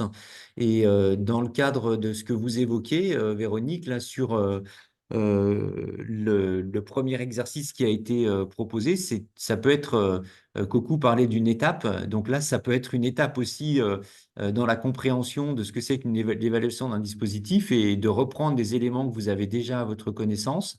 Donc, c'est déjà une économie d'échelle.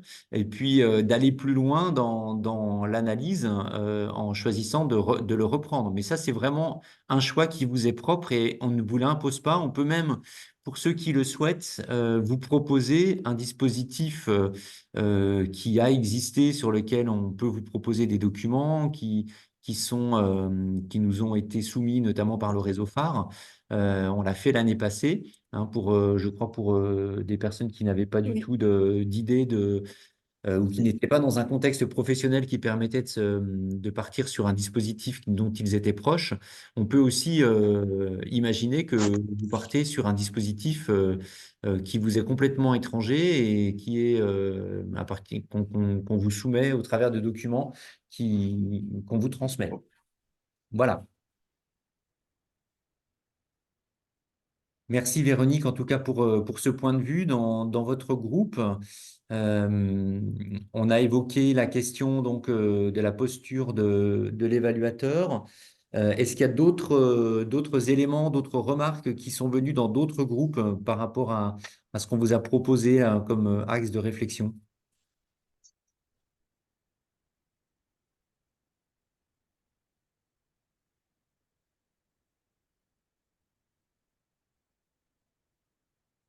Alors non, tout le monde est fatigué. Alors, ce qu'on va vous proposer, c'est de... Alors, on a Véronique qui souhaite réagir à nouveau. Oui, par exemple, dans notre groupe, on se demandait s'il fallait choisir un dispositif, par exemple, d'un membre de notre groupe et échanger sur ça. Donc, à l'unanimité, le groupe a décidé qu'on échange sur un CFA. Et c'est en ce moment que le temps imparti était terminé. Donc, est-ce que l'exercice qui nous a été demandé dans les travaux de groupe, est-ce que c'est de réfléchir, de mener une réflexion sur un dispositif d'un membre du groupe, ou bien c'est de poser, de voir les choses de façon globale comme on l'a fait dans le groupe? L'idée là, de l'exercice de groupe, c'était que vous puissiez échanger en plus petit nombre pour voir si ça soumettait des interrogations par rapport à la présentation qu'a fait Alassane et par rapport à ce qui vous sera demandé par la suite lors du devoir. Voilà, c'était simplement pour que vous puissiez soumettre de nouvelles remarques ou des interrogations qui vous viendraient comme ça. D'accord, c'est bon. Merci beaucoup. Merci Véronique. Et Sidane? Oui, en fait, merci de m'avoir donné la parole. J'aimerais revenir sur les points de vigilance. Donc, Oui. quand on prend, par exemple, la posture d'évaluateur, en soi, on peut avoir des attitudes qui nous permettent d'avoir cette posture d'évaluateur. Mais comme on est ancré déjà dans le dispositif de formation, les autres peuvent avoir un certain regard à notre endroit. Oui. Et là, du coup, ça peut biaiser les résultats. Maintenant, en soi, les attitudes, c'est des choses où nous pouvons agir. Mais par rapport au regard de l'autre, aux autres membres du dispositif, quelle est la posture à adopter de sorte qu'ils puissent nous regarder en tant qu'évaluateurs? Alors moi, je pense qu'il faut... c'est un point de vue tout à fait personnel, mais d'une part qu'il soit informé de votre démarche, c'est-à-dire du cadre de votre démarche, en tout cas d'être transparent par rapport au cadre, en expliquant que c'est à une visée professionnalisante, que c'est dans le cadre donc de ce master MIFAR que vous êtes amené à vous intéresser à ce dispositif. Donc ça, c'est d'une part être clair et transparent par rapport à vos interlocuteurs, par rapport à cette démarche d'évaluation du dispositif. Et puis d'autre part, avoir, ça on l'a vu un petit peu tout à l'heure dans la grille d'entretien qui a été présentée par Alassane, avoir une trame de questions, en tout cas, ou une démarche avec essentiellement des faits observables. Là, vous avez parlé de l'interprétation, la façon dont vous étiez perçu par vos interlocuteurs. Si vous avez à notamment faire une démarche d'enquête dans le cadre du dispositif de formation, si votre enquête, elle s'appuie uniquement et principalement au départ, en tout cas, sur des faits observables, bon, ça ne peut que rassurer aussi vos interlocuteurs par rapport à votre démarche. Ensuite, ce que vous en faites de ces faits observables, c'est la distinction qui a été proposé tout à l'heure entre le diagnostic et l'évaluation. Tous ces faits vous servent à construire le diagnostic et ensuite, il vous appartient de trouver un angle qui vous permette d'aller vers l'évaluation du dispositif. Mais en tout cas, plus on est clair et plus on est transparent et plus les faits et les indices qu'on recueille sont observables, plus on se protège de ces travers que vous avez pointés du doigt.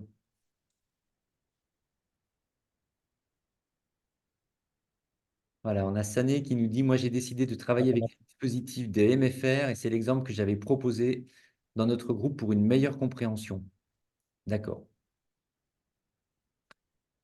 Et Kokou? Oui, merci, cher professeur. Et je profite aussi pour remercier Alassane pour le temps et la disponibilité. Et moi, j'avoue que peut-être que je ne sais pas si c'est moi seul. C'est vrai que vous avez partagé les grilles avec nous, mais pour l'instant, je ne comprends pas encore le travail demandé. Est-ce que nous allons faire un travail d'évaluation sur la base d'un dispositif de formation que nous-mêmes nous choisissons? Et si tel est le cas, c'est un cas réel, pratique que nous allons faire avec tous les outils à concevoir et à collecter les informations, analyser exactement comme cela doit se faire dans la pratique. Je voulais avoir plus de clarification par rapport au travail demandé. Donc là, il s'agit bien effectivement d'un cas pratique où vous allez devoir mener la réflexion d'analyser, de proposer une analyse d'un dispositif sur lequel vous êtes acteur ou dont vous avez la connaissance, ou bien un tout autre dispositif où là, on va vous fournir des documents. Mais l'objectif, ce n'est pas de construire tout le dispositif d'évaluation. Si les choses sont déjà construites, c'est de pouvoir faire l'état des lieux, de les présenter et puis d'imaginer une analyse avec des préconisations, des points de vigilance. Et puis, c'est ce qu'on mettait en avant tout à l'heure aussi.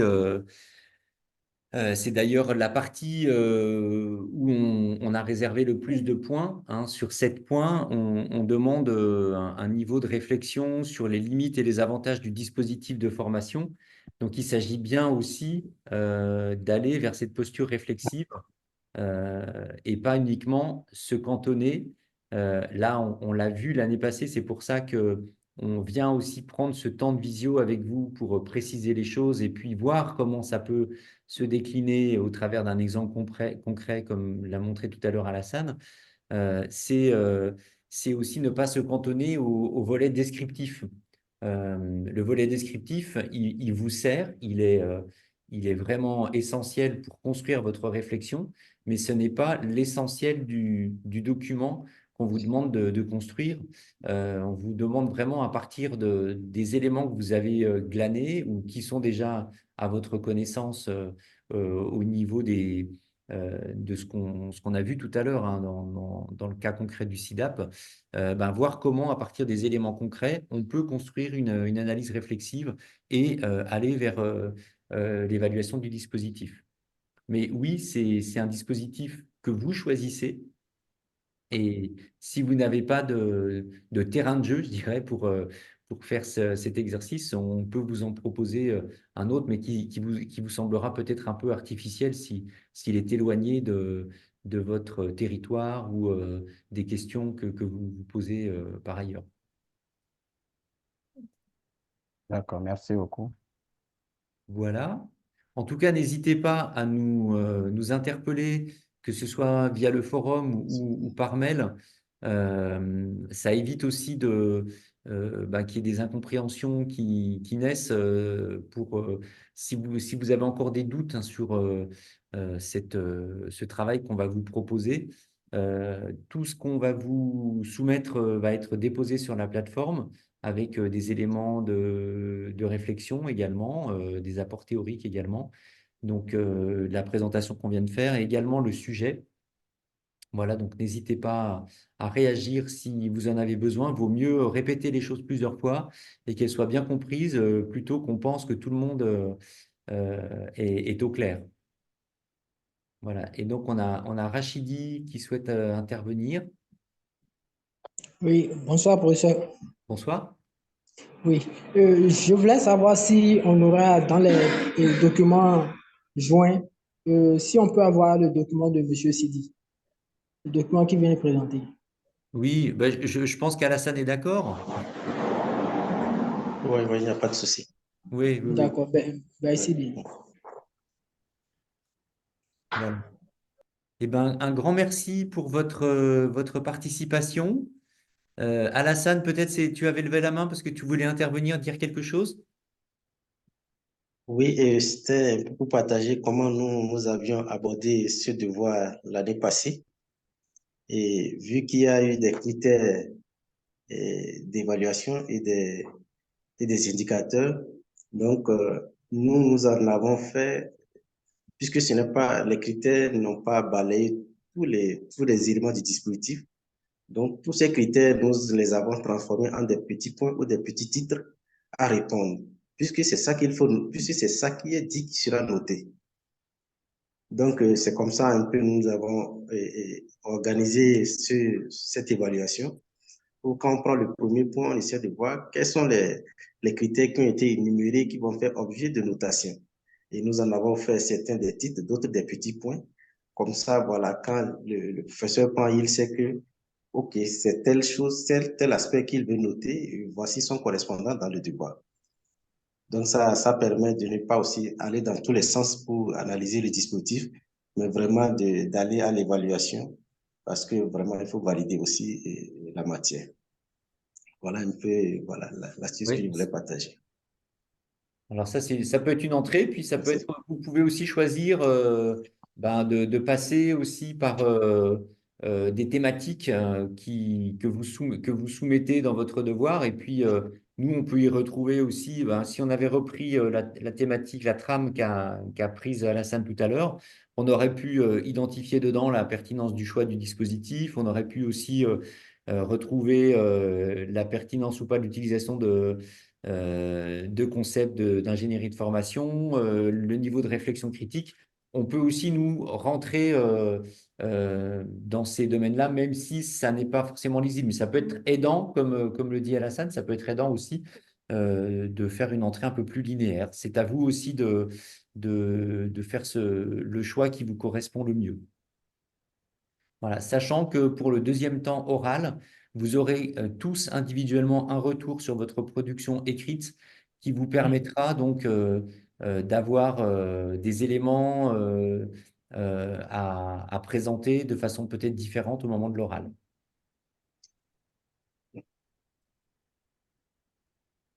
Voilà, je vois qu'il est chez nous 17 h en tout cas, donc 16 h GMT qui sont dépassées.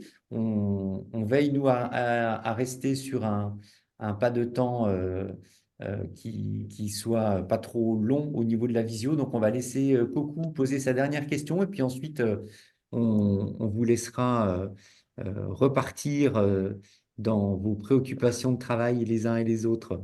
Coco, pour terminer. Oui, merci. Non, c'est par rapport à l'activité qui nous concerne actuellement. Sur la plateforme dédiée à la formation, ce n'est pas encore activé. Je ne sais pas à quel moment ça serait disponible. Ce sera disponible fin de semaine ou début de semaine prochaine? Oui, pour ces éléments-là, dans la semaine, je pense que ce sera activé.